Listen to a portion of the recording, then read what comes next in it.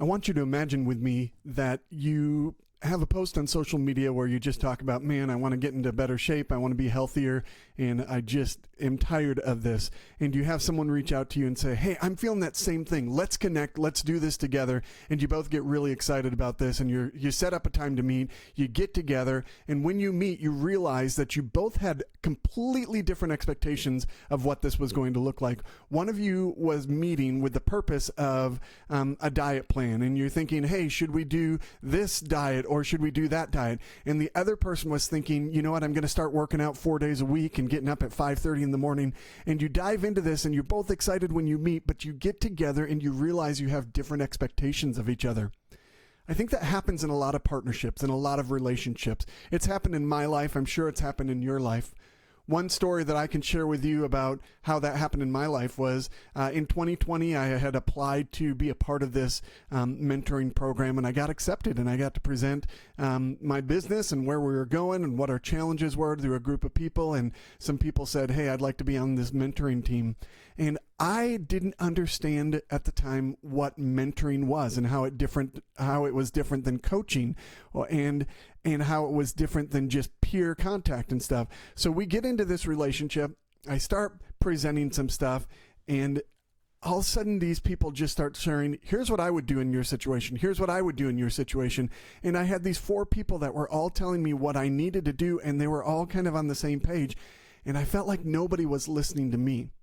The problem wasn't that they weren't doing what they were expecting to do. The problem was that I had a wrong expectation of what I wanted from them. I wanted them to draw something out of me, but what coaching is sharing here, or what mentoring is rather, is here is how I would handle this situation. When I faced this situation, I behaved like this.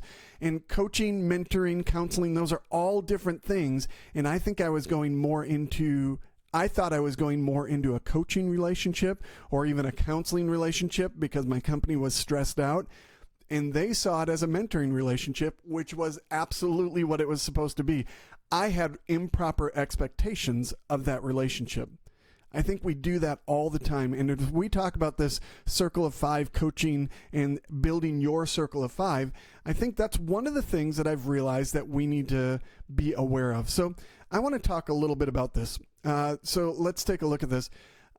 Perhaps you've seen this image before in some of my stuff. Maybe you haven't, but these are the levels of relationships that you can have. I'm not going to go too deep into it right now. We're going to go into a chart here in a little bit, but this outer circle, the white area, that's proximity. People that you have a relationship with occasionally. You're not going deeper with them. They're just around you. The next level is a relationship of connection. These are people that are in part of your life. You're intentional. You're investing in that relationship. And then a deeper stage of community is this accountability community. And then the next phase is this transformation level of community. The closer you go, and we've talked about how this is kind of a mountain you're climbing. If you were to turn this on its side, the top would be the lightest blue color in the middle, and that's you getting a 360 view of your life. And so I just want to talk about the higher up you go on this mountain, or the more you go towards the whole self, the more work it is, the more intentional you have to be. But that's the process that we're looking at. So let's continue in there being the whole you. So let's continue in this conversation. And I want to talk about, characteristics of each of these stages. And I want you just to see the intentionality that needs to come through this. So with that in mind, let's go ahead and start digging into this. Here we're going to talk about each of these stages and about some defining aspects of each of these stages. So here we're going to start on the characteristics of the stage. The characteristic of proximity is simply a passive relationship. There's not a lot of intentionality to it. You're in the same space, you encounter each other. It could be around your apartment complex, it could be in your neighborhood, it could be at work, it could be in the cafeteria. Wherever it is, but it's a passive nature. It's not much investment into it. The characteristic of connection becomes personal. That person becomes more real and authentic to you, and you're building a relationship with them. The characteristic of accountability is that of being purposeful in the relationship. Now you're intentionally going places and asking questions. But then by the time you get to this transformation stage, whoops, I accidentally escaped out of that. Let me reset here. By the time you get to the transformation stage, you're actually, here we go. Give that a second to load. By the time you get to the transformation stage, you're actually getting passionate for one another's lives and what we're becoming. So let me get over there. You're actually at this point, you are passionate for the other person and the life that they're building, not your agenda, not just the things that they're letting you into, but you're passionate for their whole life, their 360-degree view of their life. So the key questions being asked at each of these stages, at the passive stage, you're simply asking the question, where are you? And it's proximity. So these are people that keep coming into the same place that you come into. The connection phase, at this point, you're starting to ask the question, how are you? And you're starting to care about that person. At the accountability stage, you're asking the question, what are you? Or what are you becoming? There's some intentionality behind that, and there's conversations happening at a meaningful level about that process of becoming something. And then the transformation stage is who are you, or who are you becoming? Not just this one aspect of your life, not just you as a parent or you as a business person or you as a spiritual person, but all of your life. Who are you becoming in that 360-degree view life? So let's continue on here, and let's start talking about how you show up in each of these stages. In the proximity stage, there's no expectation of how you show up. I mean, maybe there's some societal things and that type of thing, but in terms of the specific expectation for you to accomplish what's needed of you in proximity to other people, it's not really a factor. There's not much intentionality about that. So that's just going to be blank.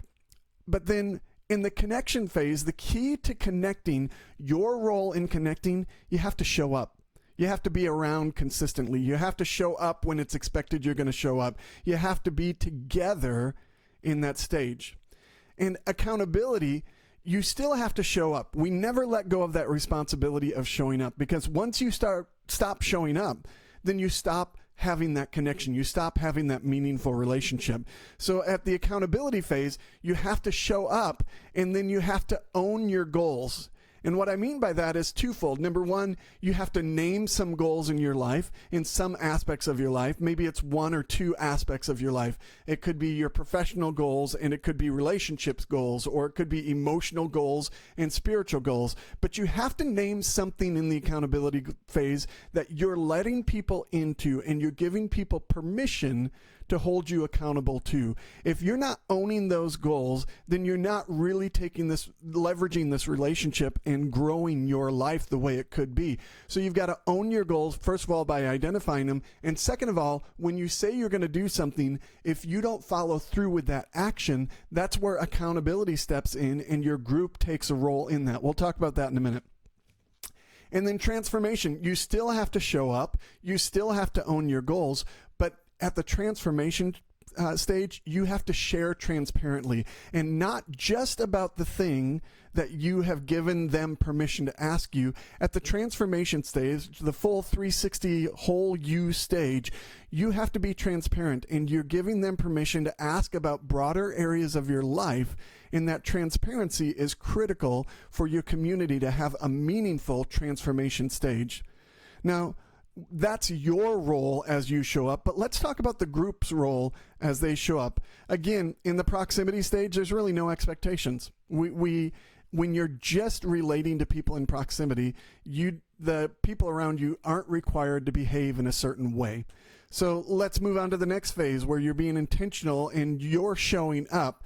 At this stage, for connection, the two primary characteristics or group roles in this stage, number one is accepting, and two is encouraging. These people need to accept who you are, and they need to encourage you at living your life and blessing you and supporting you and that type of thing. I'm going to make this easy for you. Each of these group roles, it's two things, an A thing and an E thing. So accepting and encouraging is the role in the connection phase. In the accountability phase, you're asking, the group is asking and they're expecting. So they're asking what's important to you. Why do you want that? Where are you going with that? What do we need to hold you accountable for? And then they're expecting results from that. As I think this through, I think one of the most important things in each of these phases, and this should probably be something that shows up on this chart in the future, is to have a journal. What I have found is that when you write things down, you have greater continuity in your group. So in that accepting and encouraging stage, you're taking notes, you're writing down, hey, John said that he had a fight with his coworker and he wants to have a meeting to connect with them and clear the air. The following week, it's important to follow up. Hey, John, how'd that go? Are you doing all right? But then in this accountability phase, it becomes even more important because you're identifying key things that you're taking responsibility for. And it's really important for the group to be writing that down and documenting that so they can ask those questions. So connecting is accepting and encouraging. Accountability is asking and expecting. And then transformation, the group is assessing and expanding. What I mean by that is they're listening beyond just the moment and they're assessing how does what they're saying fit into the bigger picture of life. Today they're saying that they're really struggling with things emotionally, but I remember from my notes a couple of weeks ago they were really struggling with their spouse or really struggling with a relationship with one of their kids. I wonder if maybe that thing is still lingering and this person hasn't dealt with that, and they're starting to assess and they're expanding the conversations not to just what's happening, not just to what they've given permission to explore, but they're expanding the conversation to include all facets of their life, that whole 360 view of their life. So that's the group role: accepting and encouraging at a connection level, asking and expecting at an accountability level, and assessing and expanding at a transformation level. Now, let's talk about the greatest barriers to each of these areas. The greatest barrier to proximity, again, there's no expectation of that. It's whoever you're around at any given moment. And that can be online, that can be at work, it can be in the community, but there's no barrier to doing that. You're going to have community, whether you're purposeful or not, the community of proximity. But the greatest barrier to connection is really time. Taking the time to continue to show up, to continue to accept and encourage, to continue to care about how people are doing. The greatest barrier to accountability is consistency. When you aren't routinely asking the questions and expecting results, it drifts back to the connection phase. You lose that focus and that purposefulness. And I'll tell you the hardest reason, and the part of the reason I like this idea of circle of five instead of just one or two people, if there's only two people that you're doing this with, if two of you are struggling, you're not likely to ask the questions because you know the questions are going to come back at you. And you don't want to answer it because you haven't achieved what you committed to doing. So I find it really important that we don't have too small of a group, but it's important for us to consistently show up and consistently ask questions and expect results, and to own your own goals. Consistency is really what keeps accountability from staying and maintaining strong. And then transformation, the greatest barrier to transformation is really trust. If there's something in the community, in your circle of five, that's holding you back from trusting the other people, it keeps you from really being able to be transparent and to be able to go to deeper places. You have to have a trust within the community for each other. And without that trust, you really lose some continuity and the ability to be transformative. And you drift back. Without that trust, you're going to drift back to mere accountability. And if that trust continues to linger and the trust pushes against your consistency or someone's consistency from showing up, you'll even drift back to that connection level over time. It's got to be purposeful. So this is really some descriptions of the levels of community that I wanted to share with you today. I hope that this gives you some insight as to where you're building your circle of five. I think this brings me back to the conversation we started with. When you're in relationships and you have different expectations of those relationships, it can really create some frustration.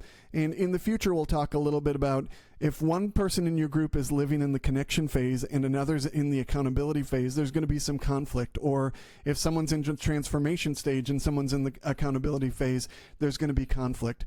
You've got to move forward in your circle of 5 with people who are pursuing the same thing. So we'll talk more about that in the future, but thank you so much for checking this out. Please like this video, subscribe to this video, leave a comment below, let other people know what's standing out to you, what's important to you about this stuff. Great to connect with you today. Thank you for checking this out. So honored to be a part of your journey.